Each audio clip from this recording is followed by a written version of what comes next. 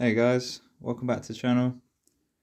Today I got a little first impressions slash battle report, I guess, from my first game of Warhammer the Old World. Yay! It's been a long time coming.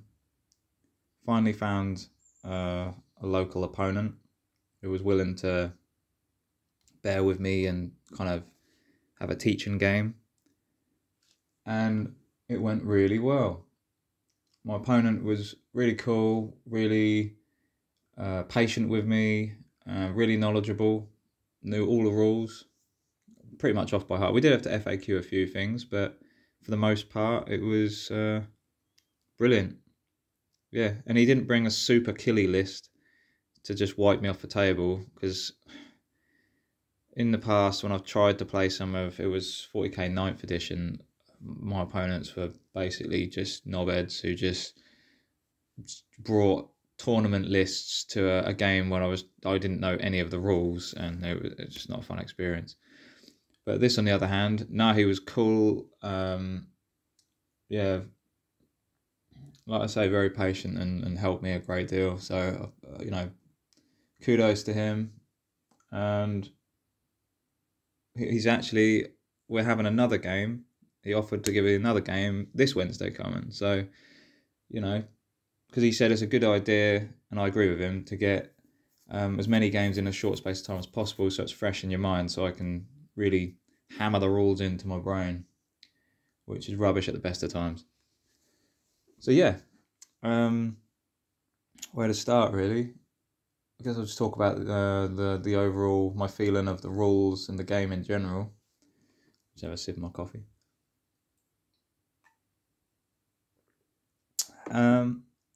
Yeah, I really enjoyed it.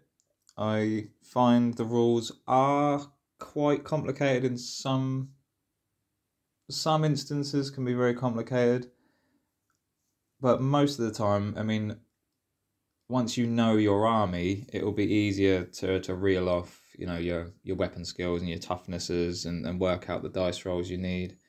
Stuff like that. Obviously, that comes with a bit of experience and time, I'd imagine. Because my opponent could just rattle off, if he said, "What's your toughness?" and blah, blah, blah, and he'd say, "Yeah, you need this,"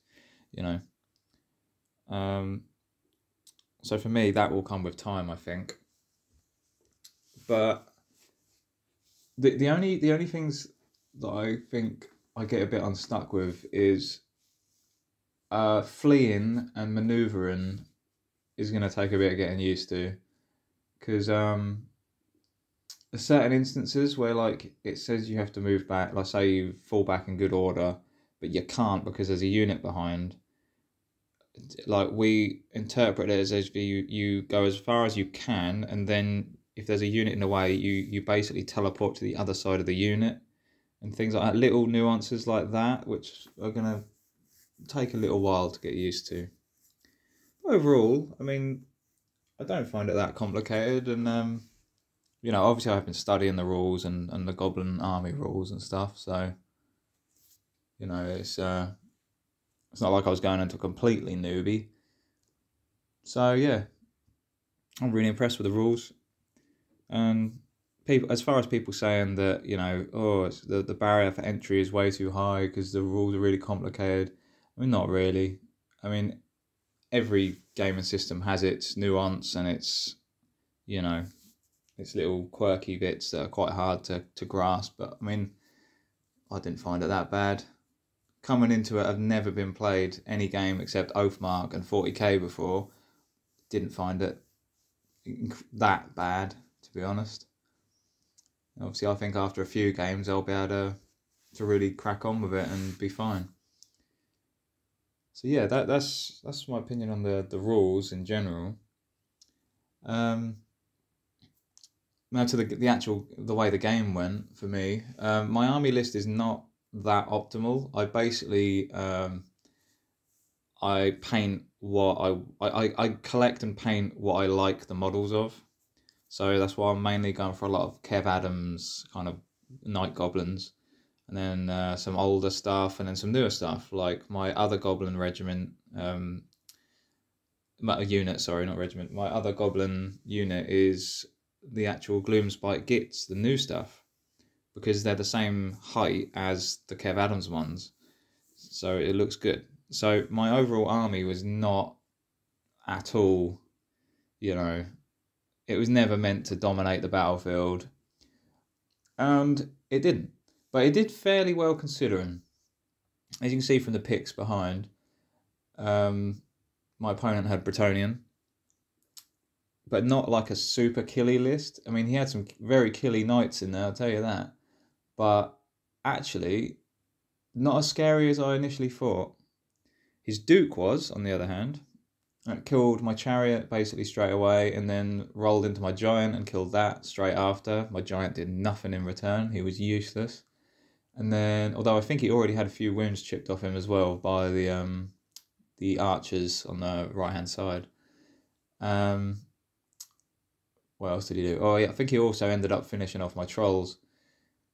That's one thing I need to work on, is positioning, because I put my Warboss on the left flank so that I had something killy on the left flank, so it wasn't just Night Goblins. Totally forgetting that other units can use his leadership.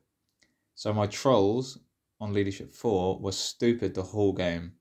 So I couldn't charge them, which is a shame. Although, to be honest, they'd probably be hitting last anyway, because I think they're initiative 1, and they had great weapons. So, I mean, they were always hitting last, I think. But, you know, it would have been nice to get a charge in so I could choose what I attacked. But, no, I got charged by 2 full units of knights. Funny enough, they didn't manage to kill him until the last turn, and until I conceded, actually. That once they were killed, I conceded, but they did a lot of damage. I'm really impressed with the river trolls. I might actually have to get some more of them. I wish I'd bought 2 lots when they were made to order, and I wish I'd have got some stone trolls, but that's another story. To try and find some of them cheap, because I love the old stone trolls. What else happened? Yeah, the giant was useless. The rock lobber, my rock lobber was useless. He blew himself up on turn 2, having killed nothing. My little goblin unit with the spider banner actually started off really rubbish, but he managed to kill, I think, 3 knights they did, because they wound on 6s. So I think I managed to kill 3 knights with them, maybe 2, but they did something, you know. I was quite surprised. They're only little goblins, so they did okay. The Night Goblin units did okay. I mean, they are only goblins at the end of the day. But what was really disappointing was the 100 points of fanatics, 4 fanatics that I paid for, and they did basically nothing. I don't have the fanatic models, so I made a couple, and the other 2 I proxied. But that's what you see on there. That's why there's some random goblins just scattered about. They did basically nothing. One of them took 2 wounds off the prophetess. One of them killed a peasant. The other one killed a peasant. And then for the rest of the game, I rolled, what do you call it? The target on the direct hit on the scatter dice. And they spun on the spot, doing nothing for the rest of the game. Crazy. 100 points wasted there.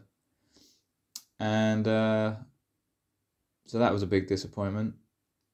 I did end up killing the prophetess on turn 2, actually, because my wizard shot from the forest with a wind blast and killed her. So that's pretty cool. So yeah, I had control of the magic phase, actually. That was surprising.